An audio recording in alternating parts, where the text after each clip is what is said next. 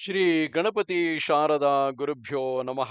ಯತ್ರ ಯೋಗೇಶ್ವರ ಕೃಷ್ಣೋ ಯತ್ರ ಪಾರ್ಥೋ ಧನುರ್ಧರಃ ಯತ್ರ ಶ್ರೀ ವಿಜಯ ಭೂತಿರ್ಧ್ರುವ ನೀತಿರ್ಮತಿರ್ಮಮ. ಶ್ರೋತೃಗಳಿಗೆ ಶ್ರೀ ಅಳಸಿಂಗರಾಚಾರ್ಯ ವಿರಚಿತ ಶ್ರೀ ವ್ಯಾಸ ಮಹರ್ಷಿ ಪ್ರಣೀತ ಶ್ರೀಮನ್ ಮಹಾಭಾರತದ ಶಾಂತಿ ಪರ್ವದಲ್ಲಿ ಕಪೋತಾಖ್ಯಾನವು ಪತ್ನಿಯಿಂದ ಪ್ರೇರಿತವಾದ ಗಂಡು ಪಾರಿವಾಳವು ಬೇಡನಿಗೆ ಉಪಚಾರ ಮಾಡಿ ಅವನ ಆಹಾರಾರ್ಥವಾಗಿ ತಾನೇ ಬೆಂಕಿಯಲ್ಲಿ ಪ್ರವೇಶಿಸಿದುದು ಎಂಬ 145ನೆಯ ಅಧ್ಯಾಯಕ್ಕೆ ಸ್ವಾಗತ. ಹೀಗೆ ಆ ಕಪೋತಿಯು ಸಕಾರಣವಾಗಿ ಮತ್ತು ಧರ್ಮಯುಕ್ತವಾಗಿ ಹೇಳಿದ ಮಾತನ್ನು ಕೇಳಿ ಮರದ ಮೇಲಿದ್ದ ಗಂಡು ಪಾರಿವಾಳಕ್ಕೆ ಬಹಳ ಸಂತೋಷವಾಯಿತು. ಅದರ ಕಣ್ಣುಗಳಲ್ಲಿ ಫಳಫಳನೆ ಆನಂದ ಬಾಷ್ಪವು ಸುರಿಯಿತು. ಒಡನೆಯೇ ಅದು ಕೆಳಕ್ಕಿಳಿದು ವಿದ್ಯುಕ್ತವಾದ ರೀತಿಯಿಂದ ಆ ಬೇಡನಿಗೆ ಸತ್ಕಾರವನ್ನು ಮಾಡಿತು. ತನ್ನನ್ನೇ ತಿಂದು ಜೀವಿಸತಕ್ಕ ಆ ಬೇಡನಿಗೆ ಪ್ರಯತ್ನಪೂರ್ವಕವಾಗಿ ಬೇಕಾದ ಉಪಚಾರಗಳನ್ನೆಲ್ಲ ಮಾಡಿ ಅವನಿಗೆ ಸುಖಾಗಮನವನ್ನು ಹೇಳಿತು. ಹೀಗೆ ಉಪಚರಿಸಿದ ಮೇಲೆ ಆ ಪಕ್ಷಿಯು ಬೇಡನನ್ನು ಕುರಿತು, ಅಯ್ಯ, ನಿನಗೆ ನನ್ನಿಂದ ಆಗಬೇಕಾದುದೇನು ಹೇಳು. ಮನಸ್ಸಿನಲ್ಲಿ ಸಂಕೋಚವೂ ಬೇಡ. ಇಲ್ಲಿ ನೀನು ನಿನ್ನ ಮನೆಯಲ್ಲಿ ಇದ್ದಂತೆಯೇ ತಿಳಿ. ನೀನು ನನ್ನ ಮನೆಗೆ ಅತಿಥಿಯಾಗಿ ಬಂದವನು. ನಿನಗೆ ಬೇಕಾದುದೇನು ಹೇಳು. ನಿನ್ನಲ್ಲಿ ನಾನು ನಿಜವಾದ ಪ್ರೇಮದಿಂದ ಕೇಳುವೆನು.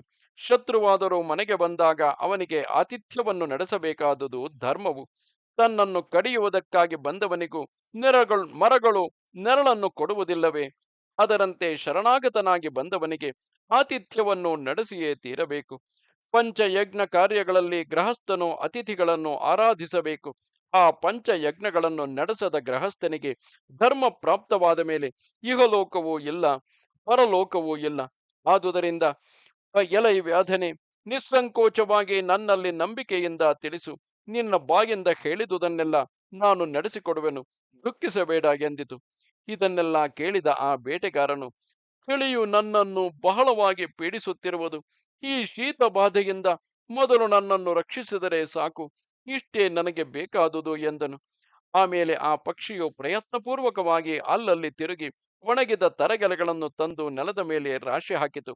ಆಮೇಲೆ ಅದು ಬೆಂಕಿಗಾಗಿ ಹೊರಟು ಒಬ್ಬ ಕಮ್ಮಾರನ ಮನೆಯಲ್ಲಿ ಉರಿಯುತ್ತಿದ್ದ ಕುಲುಮೆಯ ಬಳಿಗೆ ಬಂದು ಅಲ್ಲಿಂದ ಒಂದು ಕೊಳ್ಳಿಯನ್ನು ಕಚ್ಚಿ ತಂದಿತು. ಅದನ್ನು ಆ ತರಗೆಲೆಗಳ ಮೇಲಿಟ್ಟು ಬೆಂಕಿಯನ್ನು ಹೊತ್ತಿಸಿತು. ಆ ತರಗೆಲೆಯ ರಾಶಿಯು ಚೆನ್ನಾಗಿ ಹತ್ತಿಕೊಂಡು ಉರಿಯುತ್ತಿದ್ದಾಗ ಆ ಪಕ್ಷಿಯು ಬೇಟೆಗಾರನನ್ನು ನೋಡಿ, ಅಯ್ಯ, ನಡುಗಬೇಡ, ಧಾರಾಳವಾಗಿ ಈ ಬೆಂಕಿಯಿಂದ ನಿನ್ನ ಕೈಕಾಲುಗಳನ್ನು ಕಾಯಿಸಿಕೊಳ್ಳಬಹುದು ಎಂದಿತು. ಅದನ್ನು ಕೇಳಿ ಬೇಡನು ಹಾಗೆಯೇ ಆಗಲಿ ಎಂದು ಹೇಳಿ ಬೆಂಕಿಯಲ್ಲಿ ತನ್ನ ಮೈಕೈಗಳನ್ನೆಲ್ಲ ಕಾಯಿಸಿಕೊಂಡನು. ಅವನಿಗೆ ಹೋಗಿದ್ದ ಪ್ರಾಣವು ತಿರುಗಿ ಬಂದಂತಾಯಿತು. ಆ ಹಕ್ಕಿಯನ್ನು ಕುರಿತು ಸಂತೋಷದಿಂದ ಆನಂದ ಬಾಷ್ಪವನ್ನು ಸುರಿಸುತ್ತಾ ಹೀಗೆಂದು ಹೇಳುವನು, ಓ ಪಾರಿವಾಳವೇ, ನನಗೆ ಬಹಳ ಸಂತೋಷವಾಯಿತು.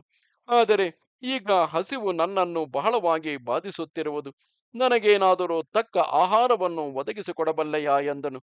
ಆಗ ಪಕ್ಷಿಯು, ಅಯ್ಯ, ನಿನ್ನ ಹಸಿವನ್ನು ಆರಿಸತಕ್ಕ ಭಾಗ್ಯವೇನು ನನ್ನಲ್ಲಿಲ್ಲ.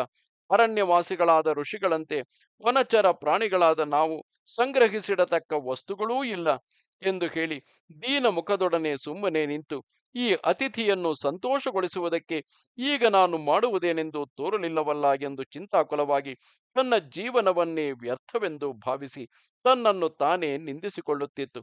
ಇದೇ ಚಿಂತೆಯಿಂದ ಅದಕ್ಕೆ ಹಾಗೆಯೇ ಪ್ರಜ್ಞೆ ತಪ್ಪಿದಂತಾಯಿತು. ಉತ್ತರ ಕ್ಷಣದಲ್ಲಿಯೇ ಅದು ಚೇತರಿಸಿಕೊಂಡು ಆ ಬೇಡನನ್ನು ನೋಡಿ, ಅಯ್ಯ, ಸ್ವಲ್ಪ ಹೊತ್ತು ನಿರೀಕ್ಷಿಸು, ನಾನು ನಿನ್ನನ್ನು ತೃಪ್ತಿಗೊಳಿಸುವೆನು.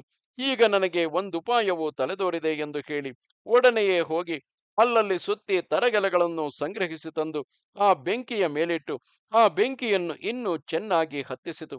ಆಮೇಲೆ ಸಂತೋಷದಿಂದ ಆ ಬೇಡನಿಗೂ ಕೇಳುವಂತೆ ಪಾರಿವಾಳವು ಹೀಗೆಂದು ಹೇಳುವುದು, ನಾನು ಋಷಿಗಳಿಂದಲೂ ದೇವತೆಗಳಿಂದಲೂ ಮಹಾತ್ಮರಾದ ಪಿತೃಗಳಿಂದಲೂ ಅತಿಥಿ ಪೂಜೆಯೇ ಪರಮಧರ್ಮವೆಂದು ಅನೇಕಾವೃತ್ತಿ ಕೇಳಿರುವೆನು.